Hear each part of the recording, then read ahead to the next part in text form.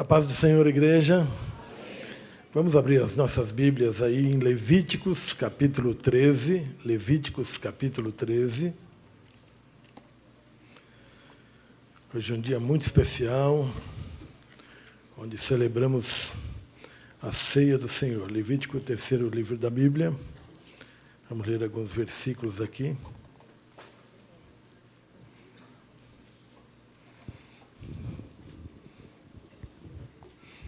A pastora Elza está completando 16 anos. 16 anos, né?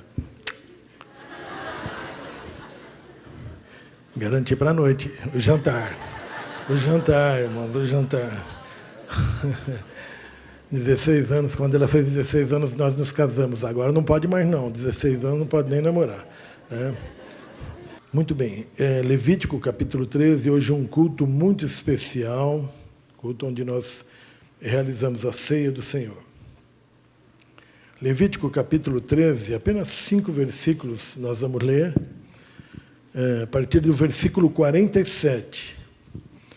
Diz assim a palavra do Senhor: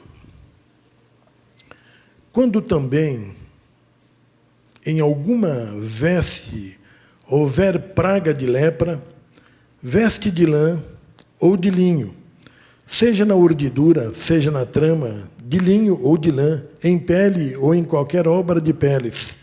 Se a praga for esverdinhada ou avermelhada na veste, ou na pele, ou na urdidura, ou na trama, em qualquer coisa feita de pele, é a praga de lepra, e mostrar-se-á ao sacerdote.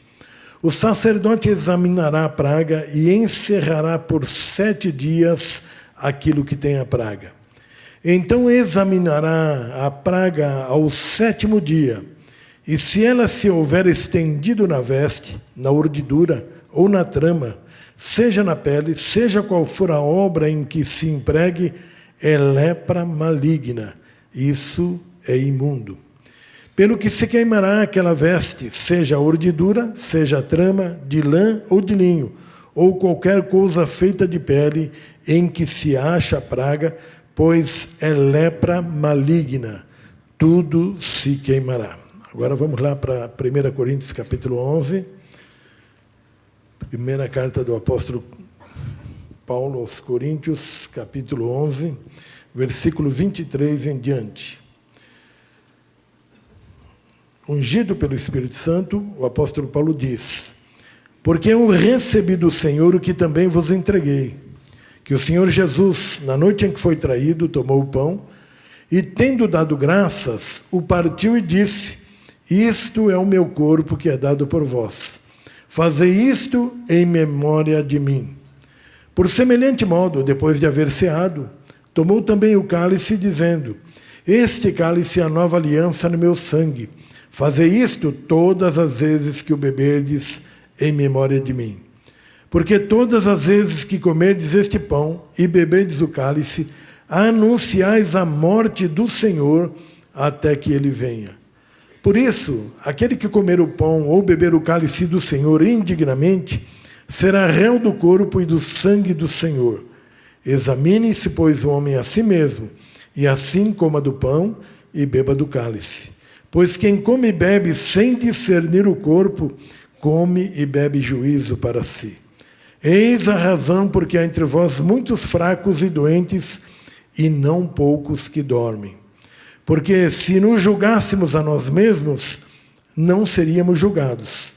Mas, quando julgados, somos disciplinados pelo Senhor para não sermos condenados com o mundo. Quando julgados pelo Senhor, é bom. Por quê? Porque não somos condenados com o mundo. Nós vemos aqui Deus, o próprio Senhor, dando aqui doutrinas, dando aqui palavras, né? Leis que nós chamamos de profiléticas, né? Ou seja, é a parte da medicina que estuda e que previne as doenças, né? Inclusive doenças de peles, e aqui nos mostra ainda uma doença mais grave, não é? Que é a doença da lepra. Né?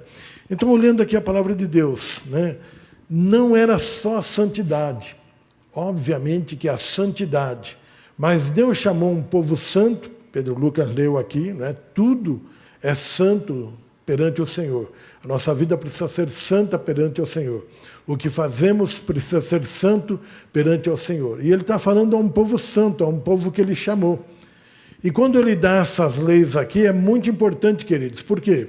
Porque além de chamar um povo para a santidade, ele está chamando um povo para que tenha saúde, saúde no físico. Por isso daí, essas leis que ele nos dá aqui em todo o capítulo de Levítico 13 fala sobre isso, né? Algumas vezes, queridos, nós levamos aqui a ceia do Senhor muito a sério, né?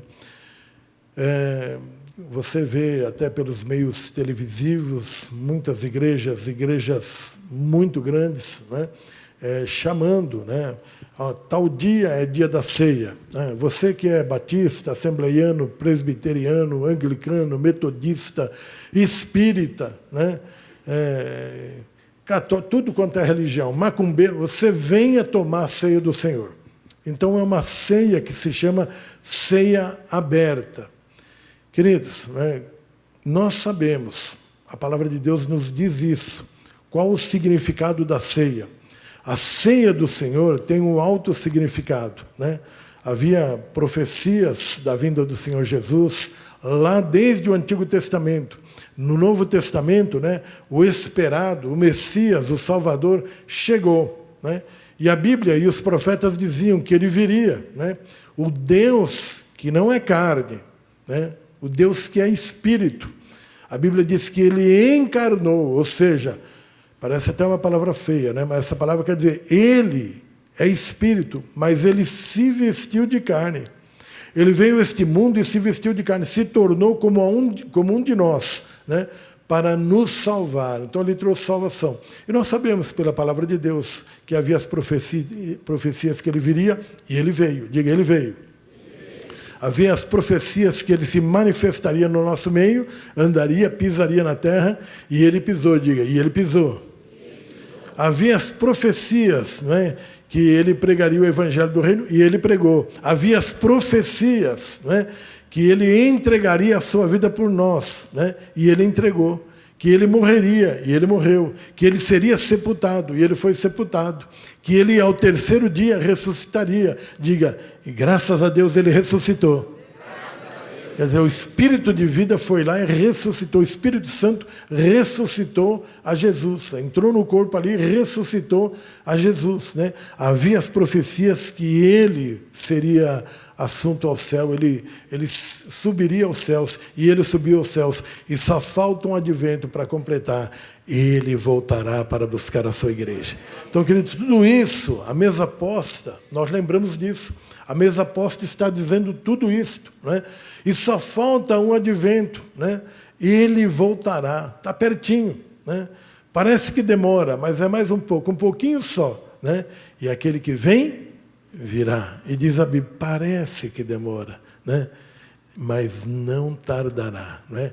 Deus tem o tempo certo para todas as coisas. Então, quando nós nos aproximamos da mesa, da ceia, Senhor, é uma mesa de lembranças que não faz você chorar. Lembrança do sacrifício de Jesus, da morte de Jesus, né? Mas lembrança que ele vai voltar. Então, essa mesa é uma mesa de vitória. Quando nós lemos aqui a preocupação de Deus dando essas leis profiláticas, essas leis, né, de saúde para o corpo, né, que tudo ali, né, as vestes, tudo que envolveria, quer dizer, o sacerdote teria que pegar aquelas vestes ou lençóis, ou seja o que for, apareceu uma mancha esverdinhada, apareceu uma mancha avermelhada, né? Teria que ser colocado, entregar lá ao sacerdote separá-la durante 7 dias e depois verificar, né, e ver e se o mofo, né, andou, né, então era praga maligna, tinha que ser queimada. Então, os cuidados de Deus, chamando um povo santo, né? Porque ele é santo, chamando um povo à santidade, mas também se preocupando com a saúde desse povo. Então, como é importante, né? Quantas vezes nós pregamos aqui, né? E não se escandalize, mas pessoas saíram da igreja, né? Famílias saíram da igreja, né? Alguns diziam assim: a doutrina de vocês é muito forte. Mas que doutrina? Nós nem temos doutrina, não temos doutrina assim que se diz nas igrejas. Nós temos a palavra de Deus, amém, queridos? E muitas vezes, e vamos continuar pregando aquilo que Deus diz mesmo, né? Não, mas, nossa, pastor, alguns é velado, não fala, sente, só olha para você. Outros se manifestam, né? Alguns têm coragem de vir falar para a gente, e é muito bom isso, porque a gente tem oportunidade de bater um papo, pequeno ou grande, né? Não tem problema, nós temos um momento para prosear, para conversar e para explicar também o porquê dessas questões, né? Outros dizem assim: nossa, mas o pastor prega para a gente, os pastores pregam para a gente, né? Como se a gente fosse do mundo, prega contra o pecado, prega contra isso, prega contra aquilo, tal, tal. Queridos, né? Nós ainda somos pecadores. Quando nós pregamos primeiro, né? Para nós mesmos. Corta para o lado de cá primeiro. Mas quando nós pregamos, não tenha dúvida nenhuma, nós estamos proclamando a mensagem de salvação. Toda mensagem é para a salvação. Mas depois, eu acredito na palavra de Deus, acredito que você não está aqui por estar, acredito que você seja forte espiritualmente ou mais fraco, acredito que você esteja salvo, seguindo ao Senhor, acredito mesmo, queridos, né? Mas parando, refletindo, né? Depois que você é salvo, para que a pregação? É para te edificar. A exortação vem, né? A Bíblia é bem clara, o pai exorta, né? E disciplina a todo filho que ama. Nós precisamos continuar crescendo. Já estamos salvos, né? Mas precisamos continuar crescendo. Agora, tem alguns, né? Essa é a minha preocupação, né? Que esse mofo aqui, que vinha sorrateiramente, como é que é o negócio aí? Sorrateiramente. Vem de fininho, irmãos, vem devagar, vem pelas beiradas, não é tal? Esse mofo que vinha nas vestes, que vinha nas urdiduras, que vinha nas linhas, que vinha nos lençóis, esse mofo que parecia que não era nada, né? Mas que depois separado ficava lá separado aqueles 7 dias. Se aquele mofo crescia, era a lepra maligna, ou outra enfermidade maligna, né? E a verdade é uma só, queridos, né? Nós não podemos deixar que esse mofo, né, antes queimava, né? Queimava, o sacerdote queimava todos esses panos, todos esses elementos, né, que poderiam trazer alguma dificuldade. Era queimado para quê? Era para extinguir. Queridos, é da mesma maneira, né? Nós não podemos deixar que o mofo do pecado entre no nosso coração, entre na nossa vida. Então não podemos concordar, né, que um crente que esteja na igreja continue mentindo, continue tendo inveja, né, continue fornicando. Todo mundo sabe o que é fornicar, não é? Relação sexual entre solteiro, uma pessoa solteira e casada. Continue adulterando, né? Continue fazendo coisas erradas, né? E se aproximando da mesa do Senhor. Nós não podemos concordar com esse tipo de coisa, né? Por isso que nós batemos, né? A palavra de Deus diz aqui que o inimigo é sorrateiro, né? Ele vem sorrateiramente, ele vem ali, né, de fininho. Então, queridos, como é que alguém pode continuar na prática do pecado, ouvindo a palavra de Deus, já disse que aceitou Jesus, passou pelas águas, né? Eu nem estou falando dessas igrejas que todo mundo participa, porque você já pensou, a pessoa participa da ceia do Senhor, e o texto que nós lemos de 1 Coríntios, capítulo 11, né, fala bem claro, né, que nós não devemos participar da mesa do Senhor de uma forma irreverente, indigna, né? Quer dizer, o que é participar de uma forma irreverente e indigna? Estou participando do pão, da ceia, dos elementos aí, mas eu não sei o que significa, eu não sei o que é, né?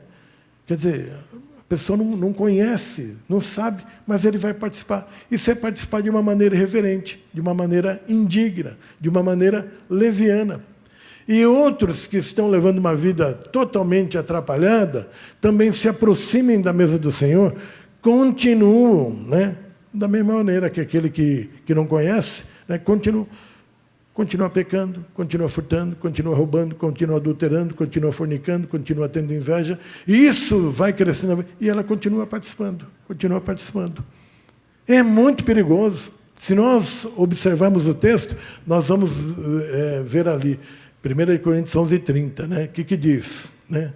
Olha, por isso, né, é que há entre vós muitos, né, enfermos, muitos que estão fracos, muitos que estão doentes, né, e não poucos que dormem. Isso, por quê? Porque participa de uma forma indigna, irreverente, em pecado, em flagrante pecado. Eu não estou falando coisas que já aconteceu aqui, por exemplo. Certa vez uma irmã chegou para mim antes do culto começar, culto de ceia, falou: pronto, pastor, não vou participar da ceia, estragou meu domingo. Quem estragou seu domingo, irmã? Meu marido. Mas o que aconteceu? Não, estava tudo bem, né? Tudo bem, tudo certo. Quando saímos de casa, entramos no carro, de lá para cá, ele me falou tanto na cabeça que nós brigamos, tal, isso, aquilo. Agora não estou em paz para participar da ceia, né? Não é isso, né? Aquilo que eu falei para a irmã, eu repito aqui: irmã, vai lá, né, e fala com o seu marido e pede perdão para ele. E se ele não... Mas foi ele que errou, pede perdão a si mesmo, participa da ceia do Senhor. O texto diz isso, né? Examine-se a si mesmo e assim coma do pão e beba do cálice. A menos que a pessoa esteja em flagrante pecado, né? Tem aqueles pecados que na teologia se chama de pecados veniais, que é de 1 a 10 é 2, 3, pecadinho, né? E os pecados chamados capitais. Todo mundo sabe, a Igreja Católica usa isso, né? E eu até concordo com essa questão, pecados veniais, pecados... Então, não estou dizendo isso, é coisa de se acertar, né? E se não acerta na hora, meu coração está pronto, vou participar, já falei com Deus, né? E na primeira oportunidade que eu tiver que acertar as coisas, vou acertar, né? A não ser que esteja em flagrante pecado. Então, o que o Senhor nos mostra aqui é que Ele tem um cuidado, Ele chama um povo santo. Queridos, a vida cristã é a melhor vida que pode se existir. O estilo de vida que o povo de Deus segue é o melhor estilo que pode existir. Agora, como é que pode? As igrejas estão cheias. Eu estou falando de uma maneira geral, das igrejas na face da terra. Mas a nossa também se enquadra aí. Como é que pode? A pessoa vai para a balada no final de semana, depois vem participar da ceia. Acha que ela vai receber bênçãos? Isso é participar de uma maneira indigna, leviana, irreverente, né? Sem princípio nenhum, né?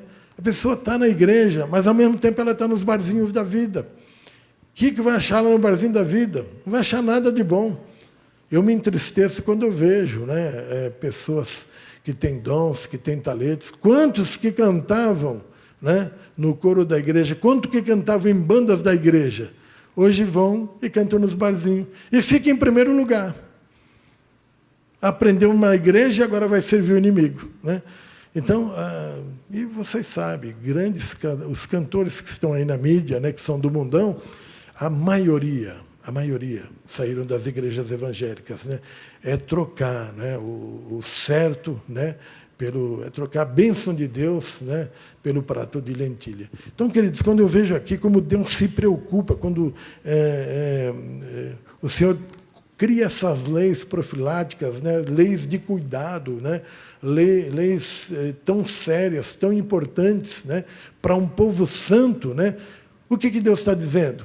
Eu quero que o meu povo tenha saúde no seu físico. Amém, queridos? Então, quando nós vamos nos aproximar da mesa do Senhor, não tenha dúvida, é uma mesa de vitória. Diga, é uma mesa de vitória. É uma mesa de milagres. Quando nós nos aproximamos com o coração compungido, contrito, né, agradecido, louvando a Deus, adorando a Deus, não tenha dúvida nenhuma, acontecem milagres, está registrado na palavra de Deus, né? Quantos testemunhos nós temos ouvido também. Então, queridos, lá tinha que queimar tudo que era imundo, né? Hoje, né, nós somos pecadores, continuamos sendo pecadores, né? Provavelmente pecamos todos os dias. Quando você dá uma resposta mal dada para alguém, você já pecou, né? Quando você, de repente, pensa alguma coisa que não deveria pensar, você já pensou. Quando acontece isso, o que você faz? Nossa, veio um pensamento, uma seta do inimigo. Tá? O que você faz? O sangue de Jesus tem poder sobre a minha vida. Não é isso que você clama? Né?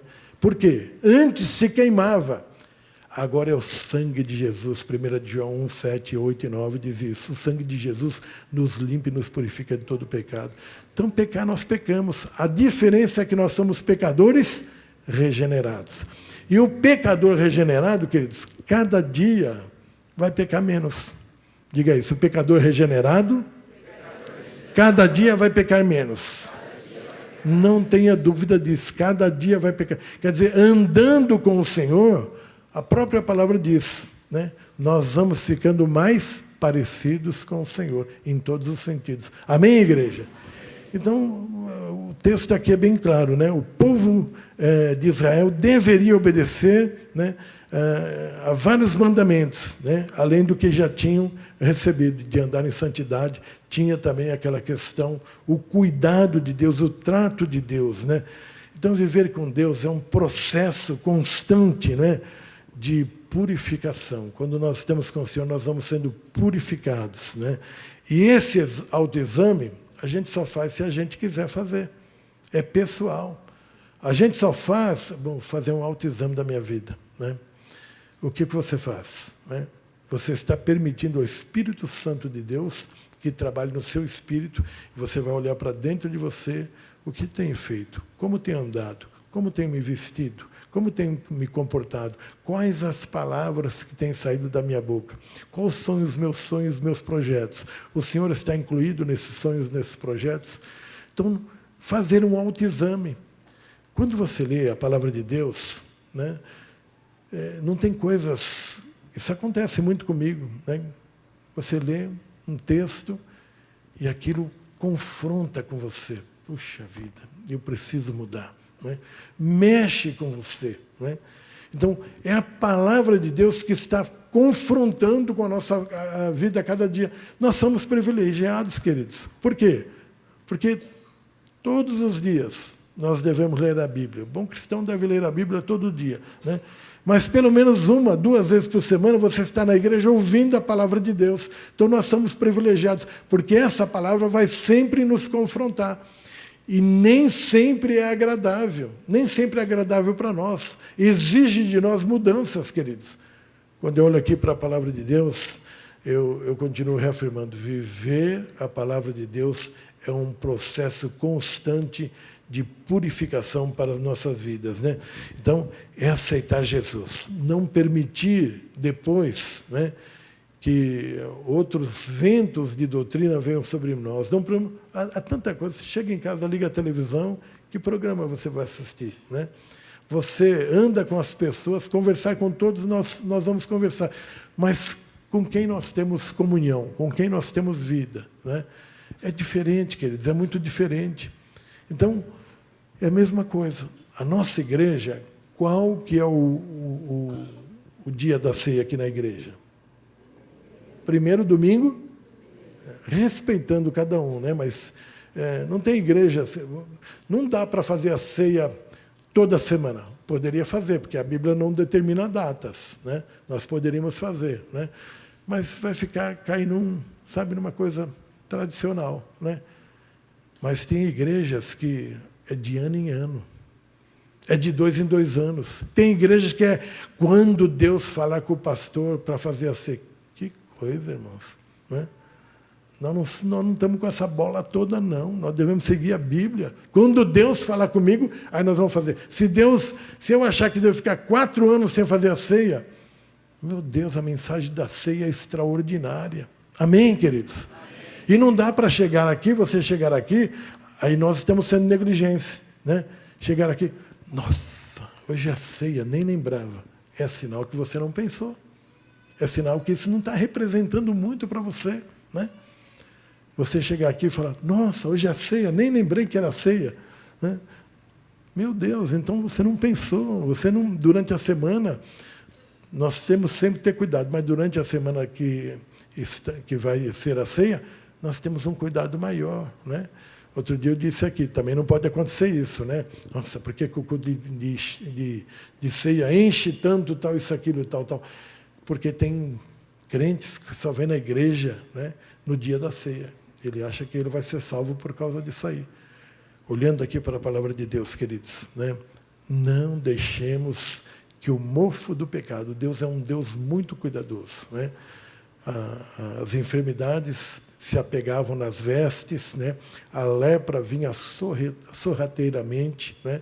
Ali, bem tranquila, bem sem ninguém perceber. Daqui a pouco a carne ficava sedentada, demorava, né? Mas a carne ficava sedentada, pedaços começavam a cair, demorava anos, né? Mas ela matava, né? Hoje nós vivemos num mundo muito difícil, né? Não é só a política que está corrompida, não, né? Esperamos que melhore, né? Mas o nosso meio social está corrompido, né? O reino, as religiões estão corrompidas, os sacerdotes estão corrompidos, as igrejas estão corrompidas. Há muitos desvios por outros tantos interesses. Então, queridos, não deixemos, né, que essa corrupção entre no nosso coração. Não deixemos que esse mofo do pecado entre e faça morada em nós. E vamos sempre nos lembrar, né? A ceia é muito importante. É muito importante, mas muito importante mesmo. Então, queridos, quando nós vamos participar da ceia do Senhor, nos lembremos disso, né?